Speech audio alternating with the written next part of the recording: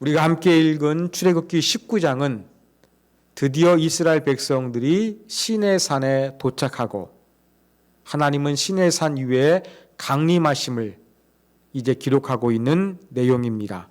이러한 내용을 우리가 성경을 더 자세하게 한번 살펴보도록 하겠습니다. 자, 19장 1절에 보면 이스라엘 자손이 시내산에 도착했는데 이집트를 출발한 지 얼마 정도 되었을까? 그 기간을 언급을 하고 있습니다. 애굽 땅을 떠난 지 3개월이 되던 날이라고 그렇게 이야기합니다. 자, 3개월인데 영어 성경으로 기록된 번역본들을 보면 우리가 3개월 하면은 만 3개월이면 90일이지 않습니까?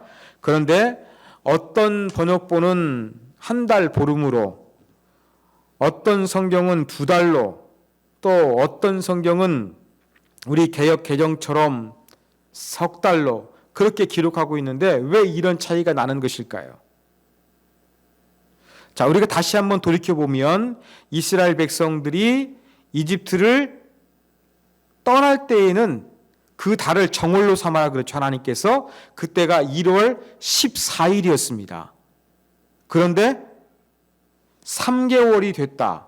1월 달이었는데 2월이 지나고 3월이 된 거예요. 근데 정확하게 일자가 기록되어 있지 않습니다. 그래서 세 번째 달이 시작된 걸로 하면은 한 달 반이 되는 것입니다. 그리고 문자 그대로를 받아들이게 되면 3개월로 되는 것입니다.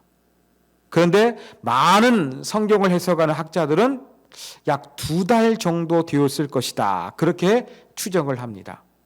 정확하게 알 수는 없습니다만 이스라엘 백성들은 이집트를 출발해서 하나님의 강림을 맞이하는 그 순간까지 어느 정도 시간이 걸렸느냐? 적게는 한 달 반에서 한 3달 정도의 그 시간 동안 신의 광야에 이르게 되었다. 이렇게 우리가 정리할 수가 있겠습니다. 자, 그런데 이 신의 광야, 신의 산, 다른 말로 호렙산이라고 한다. 또 어떤 것이 더 넓은 지역일지도 있다. 가능성이 있다. 그렇게 말씀을 드렸는데, 자, 하나님께서 강림하신 신의 산 어디일까요? 성경을 해석하는 사람들은 이 시나이 반도에서 하나님께서 강림하신 신의 산, 이스라엘 백성들과 언약을 체결하신 신의 산의 장소로 10곳 이상을 그렇게 언급을 하고 있습니다. 그러나 강력하게 그렇게 조금 제기되는 곳들이 한 3군데 되고, 또 무사 예벨, 예벨 무사, 아랍어인데요. 이것은 모세의 산이라는 그러한 이름을 가지고 있는데 4세기부터 전통적으로 이 신의 산일 것이라고 그렇게 알려진 그곳이 있습니다. 그곳일 가능성도 상당히 높지만 정확하게 단정을 할 수 없습니다. 이 랍비들에 의하면 이렇게 신의 산의 위치가 정확하게 알려지지 않는 것이 다행이다. 그렇게 이야기하는데 그 이유는 하나님의 강림, 하나님과 언약을 맺었던 그 산이 어떠한 신성시되고 숭배되는 잘못된 모습이 나타나지 않게 되었기 때문이다. 그렇게 주장을 하고 있기도 합니다. 자, 아무튼 이제 시내산에 도착한 이스라엘 백성들 3절 이하에 보면 하나님께서 이스라엘 백성들과 언약을 선언하십니다. 자, 모세가 하나님 앞에 올라가니까 하나님이 부르십니다. 그래서 이스라엘 자손에게 알릴 메시지를 주시는 것이지요.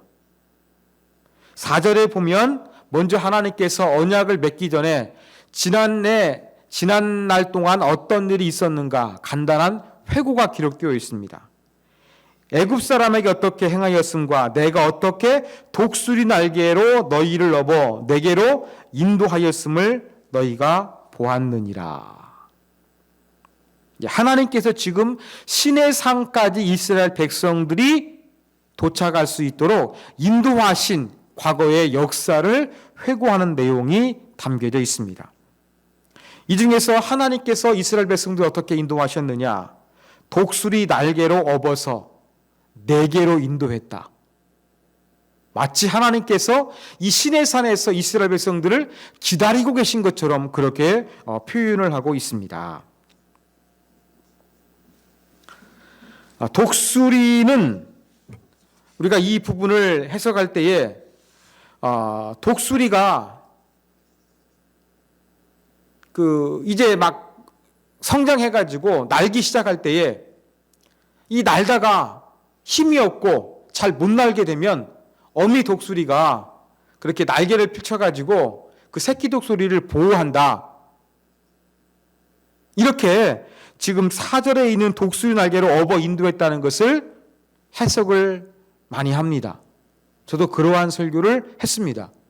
그런데 이 동물을 연구하는 학자들에 의하면 독수리가 이 새끼 독수리가 날다가 지칠 때 날개를 얻거나 받는다는 것을 관찰하지 못했다고 합니다. 그리고 새끼 독수리는요, 한 3, 4개월 정도 완전히 자랄 때까지는 아예 비행을 하려고 하지 않는다고 합니다. 하여간 이 과학적인 그러한 부분과 조금 맞지 않는 그러한 의미가 있을다 할지라도 여기에서 독수리 날개로 너희를 업었다는 그러한 표현을 통해서 애정이 깃든 운송수단의 표현입니다.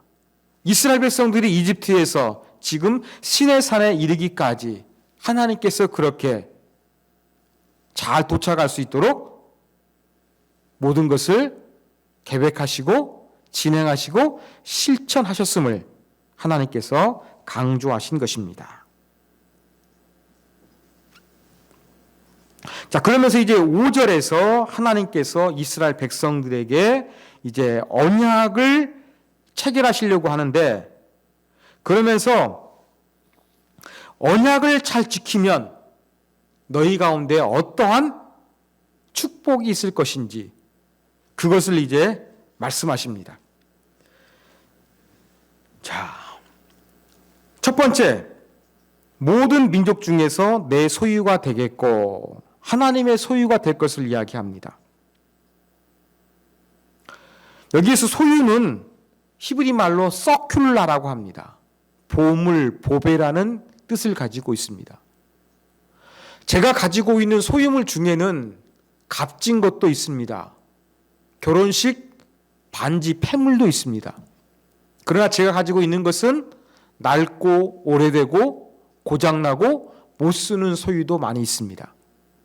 여기에서 하나님 말씀하신 이스라엘 백성들을 소유라고 표현하신 것은 그냥 가지고 있는 이런저런 모든 물건을 지칭하는 것이 아니라 보석, 귀중품, 예물, 이렇게 아주 값진 것을 나타내는 단어입니다.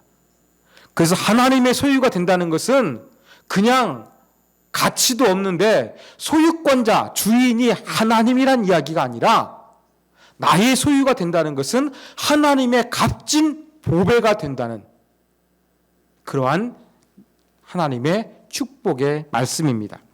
자, 두 번째는 6절에서 제사장 나라가 된다, 그렇게 말씀하고 있습니다.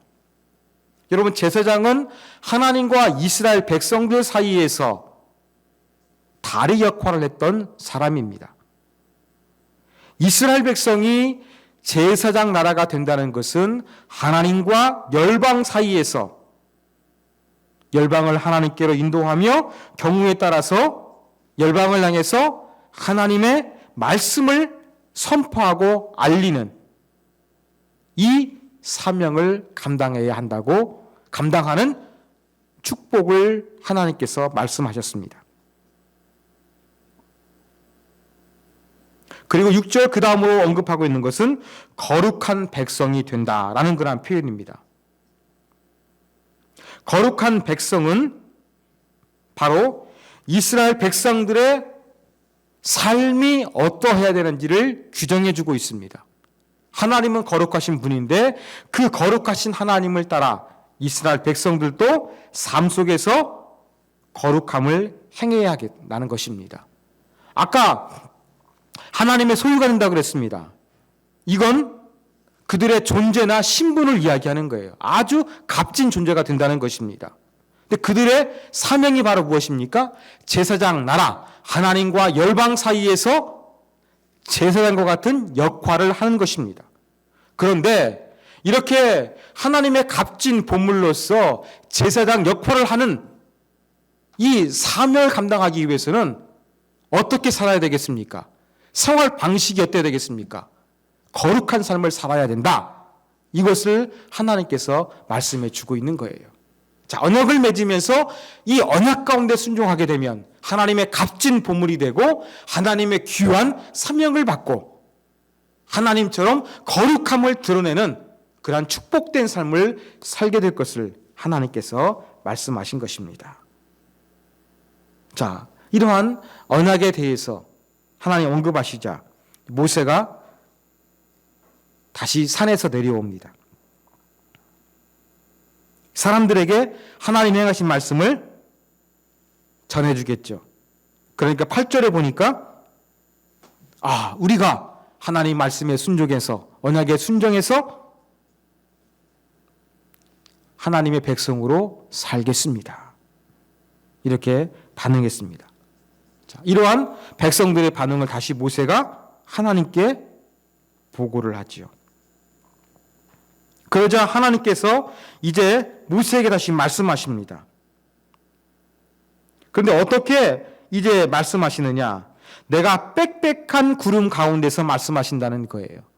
자, 구름 출애굽기에 등장합니다. 어떻게 등장했습니까?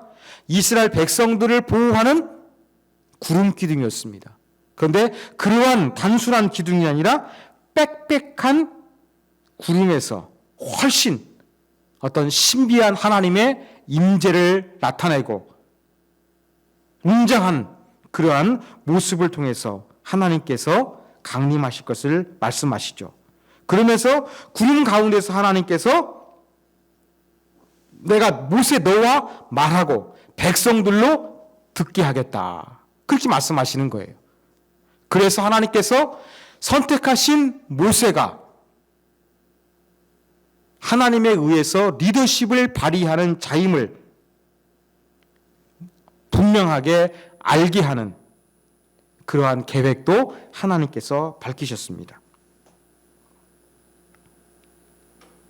다시 모세가 이러한 하나님 말씀을 또 전합니다. 10절에 다시 또 모세가 하나님께서 모세에게 말씀하시죠.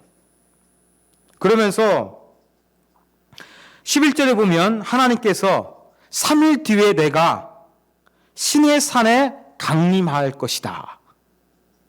그렇게 말씀하십니다. 그리고 그 신의 산에서 강림하는 3일 후 그때를 위해서 이스라엘 백성들이 준비할 것을 명하십니다. 10절에 보니까 그것은 성결하게 하라 그렇게 말씀하고 있어요. 여기에서 성결, 거룩하고 깨끗하게 하는 것입니다. 구체적으로 무엇을 의미하는지 알 수 없습니다. 우리 한국 문화권에서 이 성결하게 한다고 했을 때에는 목욕 재배를 떠올리는 경우도 있습니다. 저도 주일날 꼭 말씀을 전하기 전에는 제 몸을 샤워를 합니다. 샤워를 하면서 하나님 거룩한 모습으로 제가 단위에서 하나님 말씀을 전하게 해주십시오. 그런 기도를 저는 자주 하면서 목욕을 합니다. 그런데 여기에서 말씀하고 있는 성결케 하라는 것은 우리 한국적인 상황에서 자꾸 떠올리는 이 목욕하는 것이 아닙니다. 제의적인 의미가 있겠죠? 또 정확하게 그 의미를 다 알 수 없습니다만 그 성결하게 하는 것 가운데서 최소한 하나님께서 두 가지는 구체적으로 언급을 하셨습니다. 한 가지는 바로 무엇이냐? 옷을 빨게 하는 것입니다.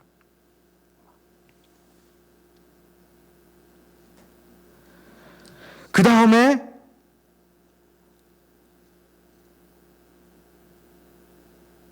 15절에 보니까 여인을 가까이 하지 말라 그랬습니다. 남자들에게 주신 메시지지요. 여자들에게 주신 것이 아니라, 물론 남자 중심의 문화였기 때문에 그렇겠습니다만 남자들에게 여자들과 성관계를 금지하셨습니다. 왜 이런 걸 말씀하셨을까? 이러한 남자들에게 성관계를 금지한 것은 이렇게 성관계를 통해서 남자 여자가 모두 일정 기간 동안 부정해진다는 당시 사람들이 그러한 믿음을 가지고 있었기 때문에 그렇게 말씀하셨을 것이다. 그렇게 추정하기도 합니다. 하여간 옷을 빨고 성생활을 하지 않는 것, 이것은 거룩하신 하나님 만나기 위해서 준비하고 절제하는 것을 이제 내포하고 있습니다. 또 한 가지 준비할 것을 이야기합니다. 12절에서 하나님이 시내 산에서 강림하신다고 했으니까 그 하나님이 임하시는 곳은 거룩해집니다. 그래서 경계를 정해서 이스라엘 사람들이 그 경계 안으로 올라오지 못하도록 막아라. 하나님 그렇게 말씀하십니다. 하나님 강림하시는데 그 다가오는 사람들, 산 위로 올라오는 사람들, 이러한 사람들은 죽임을 당한다는 거예요. 성경에서 하나님을 본 사람이 없잖아요. 거룩하시기 때문에. 그랬던 것처럼 어떠한 거룩하신 하나님 앞에 죄악된 인간이 나오는 것을 하나님께서 엄히 금하고 계세요. 만약에 경계선을 넘는 자, 테두리를 넘는 자, 사람이나 짐승이 됐든지 간에 전부 다 죽임을 당할 것을 명하셨습니다. 어떻게 죽입니까? 경계선을 넘는 짐승이나 사람, 접촉하게 되면 부정해지니까 접촉하지 않도록, 요즘 말로 하면 언택트라고 하지요. 코로나 시대에 언택트하게 돌을 던져서 죽이든지 아니면 화살을 쏴서 죽여라. 하나님의 그 거룩하신 곳으로 죄악된 인간이 가는 것은 이건 아주 잘못된 것이기 때문에 그들과 접촉하지 말고 그들을 이제 죽여야 한다는 아주 좀 무서운 명령을 하나님께서 모세에게 내려주신 것입니다. 이 명령을 듣고서 이제 백성들이 그대로 옷을 빨아 입고 또 성생활을 하지 않으면서 절제하면서 하나님의 강림을 이틀 동안 기다립니다. 자, 16절 드디어 이제 하나님 약속하신 셋째 날이 됐습니다. 아침에 우레와 번개와 빽빽한 구름이 산 위에 있습니다. 자, 우레, 번개, 구름, 이건 전부 다 하나님의 현현, 하나님께서 나타나실 때에 수반되는 그러한 현상들입니다.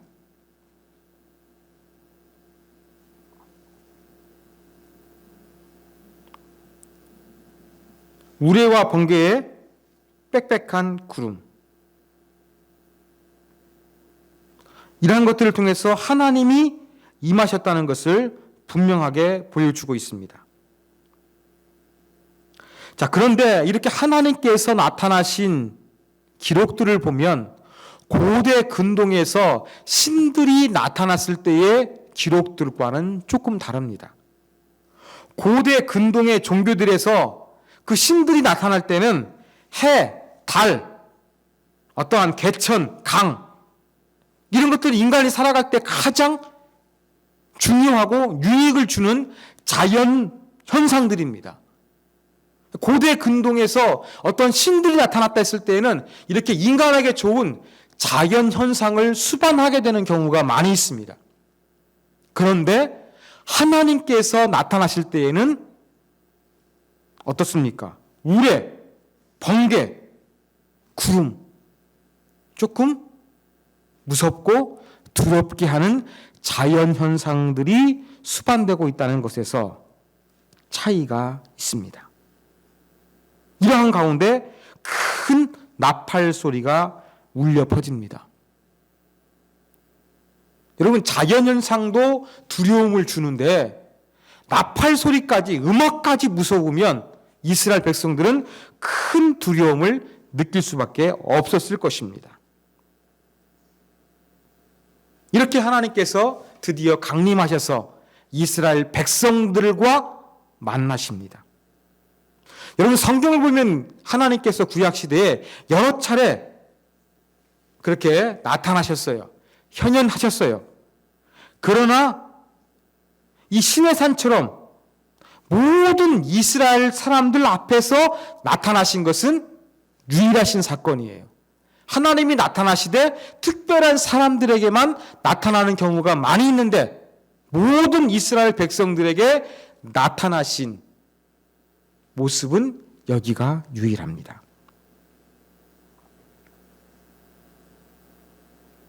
자, 이제 이렇게 하나님께서 이제 나타나셨습니다. 그래서 모세가 하나님을 맞으려고 백성들을 거느리고 진에서 나옵니다. 하나님은 시내산 꼭대기에 강림하셨어요. 그래서 이제 그 시내산 아래에서 하나님 만나기 위해 산기슭으로 올라갑니다. 이스라엘 백성들과. 그때 그 연기가 자욱합니다. 그리고 불 가운데서 하나님이 강림하세요. 자, 지금 하나님께서 임재하실 때 불이 나타났습니다. 하나님의 처음 모세를 부르실 때에도 불이 나타났어요. 가시떨기 불꽃. 그것과 비교할 수 없는 그러한 불로서 하나님께서 거기 강림하십니다. 그리고 연기, 막 그렇게 막 아주 뜨거운 온도로 그릇을 구워내는 옹기 가마의 연기가 그렇게 막 나오는 것처럼 그렇게 연기가 아주 그 산 가운데 가득하고 진동했음을 성경은 기록합니다. 그리고 나팔 소리가 커집니다. 아까 말씀드린 앞부분하고 13절하고 16절 뭐 또 19절 나팔 소리가 있는데 단어는 조금 틀려요. 그렇지만 양의 뿔로서 만들어진 나팔 소리는 양의 뿔로 만들어진 그러한 제작된 것입니다.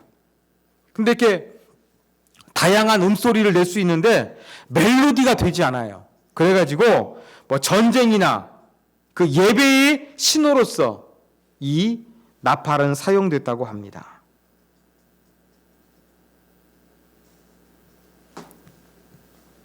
자, 모세가 뭐 하나님 이스라엘 백성들 데리고 나아가면서 하나님께 뭔가 말을 했겠죠. 그리고 하나님께서 모세를 올라오라고 부르십니다. 그러면서 21절 보면 하나님께서 모세를 불러서 경고의 메시지를 주시죠. 백성들이 내가 강림했으니까 나를 보려고 올라오는 자들이 있을지 모르는데 전에 경고한 대로 죽임을 당할까 내가 걱정된다.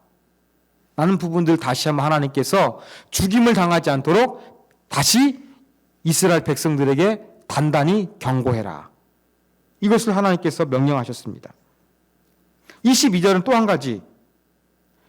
여호와에게 가까이 하는 제사장들에게 몸을 성결하게 하라. 그렇게 말씀하고 있는 거예요. 여러분, 지금 아직 율법이 수요되지는 않았어요. 내용의 흐름상. 그런데 지금 제사장이 언급이 되고 있어요.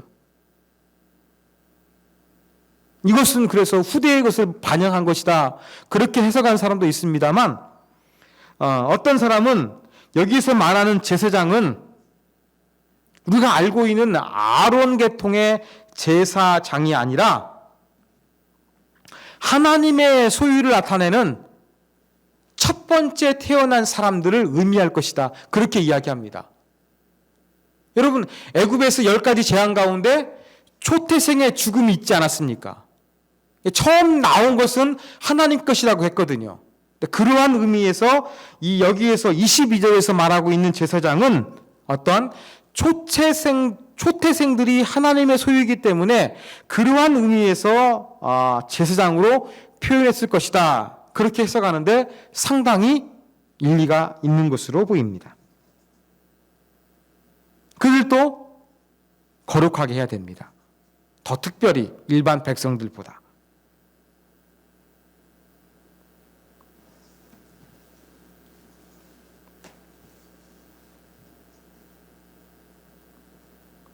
모세가 이제 그대로만 진행하겠죠. 그러면서 다시 이제 24절 보니까 하나님께서 넌 다시 내려가서 어떻게 하라고 합니까? 아론과 함께 올라오라고 합니다. 그리고 제사장들, 그 다음에 백성들 경계를 넘어 올라오지 못하게 하라. 여기서 아론만 특별히 모세하고 동행해서 시내산 정상으로 올라갈 수 있는 그러한 명령이 주어지게 됩니다. 그리고 이 모든 것을 모세가 내려가서 다시 한번 전달합니다. 하여간 이 19장에서 모세는 어떻습니까? 하나님과 이스라엘 백성들 사이에서 또 하나님이 계시는 시내산 높은 곳과 산 아래쪽에 있는 이스라엘 백성들 사이에서 여러 차례 왔다 갔다 하는 그러한 모습을 보여주고 있습니다. 자, 이러한 내용을 통해서 우리가 배울 수 있는 교훈점 2가지만 살펴보겠습니다. 첫 번째 교훈입니다. 하나님께서 우리를 구원하시는 그 구원의 은혜가 무엇인지 우리는 잘 이해해야 한다는 것을 오늘 본문을 통해서 교훈으로 얻습니다. 자, 하나님께서 이스라엘 백성들과 언약을 맺으시고자 언약의 결과들, 축복에 대해서 3가지로 말씀하셨다는 것을 제가 설명해 드렸습니다. 아까 말씀드린 대로 하나님의 소유, 제사장, 나라, 그 다음에 한 가지는 이제 거룩한 백성, 그래서 존재, 사명, 삶 어때야 되는지 하나님께서 말씀하셨다고 제가 설명해 드렸습니다. 여러분, 우리를 구원하신 하나님, 이스라엘 백성들을 시내산에서 언약을 세우셔서 하나님의 가족으로 삼아 주셨던 것처럼 저와 여러분도 예수 그리스도의 보혈을 통해서 하나님의 가족, 언약 백성이 되었습니다. 그러면 우리는 어떤 존재가 되었느냐? 서큘라, 보배가 된 거예요. 보물이 된 거예요. 바로 우리는 하나님께서 아주 귀중하게 여기는 보배 같은 존재라는 것입니다. 내가 잘난 게 아니에요. 하나님이 보시기에 나를 보물과 같은 존재로 그렇게 인식해 주신다는 것입니다. 이게 우리 가져야 될 존재의식입니다. 그 다음 우리 가져야 되는 것은 무엇이냐면 사명이에요. 제사장이 돼야 되는 거예요. 하나님과 다른 이 세상 사람들 가운데서 제사장 역할을 해야 되는 거예요. 우리가 제사장 역할하는 것이 무엇이겠습니까? 그것은 우리가 세상을 위해서 기도하는 것입니다. 하나님을 알지 못하는 영혼들을 위해서 불쌍히 여기며 기도하는 것입니다. 그리고 하나님을 알 수 있도록 어떻게 해야 되겠습니까? 우리의 거룩한 삶을 살아야 하는 것입니다. 이게 3번째지요. 우리는 이 거룩한 삶이 요구되는 거예요. 다른 사람들에게 하나님을 소개하고 하나님을 알 수 있도록 하기 위해서 말로만 하는 것이 아니라 거룩한 백성, 거룩한 삶을 통해서 그것을 보여주는 존재가 되어야 한다는 것입니다. 이게 바로 거룩함이에요. 여러분, 거룩함을 항상 어떤 그 예배용, 제사용으로, 하나님께 제사용으로 쓰기 위해서 따로 구별해 놓은 거, 이런 것만 생각하기 쉬운데, 이 하나님의 거룩한 백성이 된다는 것은 내가 예배를 드린다고 해서 되는 게 아니라 삶 자체가 거룩하신 하나님을 닮아가는 예수 그리스도의 향기를 나타내는 그러한 모습이 있어야 된다는 것입니다. 저와 여러분은 예수 그리스도를 통해서 하나님이 보배를 여기는 존재가 되었고, 하나님과 사람들 사이에서 하나님을 알게 하는 그러한 제사장 사명을 감당해야 되고, 이러한 사명을 잘 감당하기 위해서 우리는 거룩한 삶을 살아야 된다. 하나님을 나타내고 하나님을 영화롭게 하기 위해서 우리에게 필요한 능력은 거룩함이다, 성결이다. 우리가 이 진리를 놓치지 말아야 되겠습니다. 우리는 어떠한 존재입니까? 우리의 사명은 무엇입니까? 이 사명을 감당하기 위해서 우리는 어떻게 살아야 되겠습니까? 보배로운 존재, 제사장의 사역, 거룩한 모습으로 살아야 한다는 거 우리가 꼭 기억해야겠습니다. 자, 마지막 두 번째 교훈입니다. 오늘 본문을 통해서 우리는 거룩하신 하나님에 대한 이미지를 새로 정립할 필요성이 있습니다. 하나님께서 죄악된 인간들에게 나타날 때에는 사람들은 두려워했습니다. 숨었습니다. 복음서를 읽다 보면 예수님을 만났던 사람들은 어떻게 반응했느냐? 주여, 나를 떠나소서, 나는 죄인이로소이다. 이렇게 반응을 했어요. 진정한 하나님의 임재를 경험하게 되면 추하고 더러운 타락한 인간의 모습을 느낄 수밖에 없는 것이 인간의 한계입니다. 모습입니다.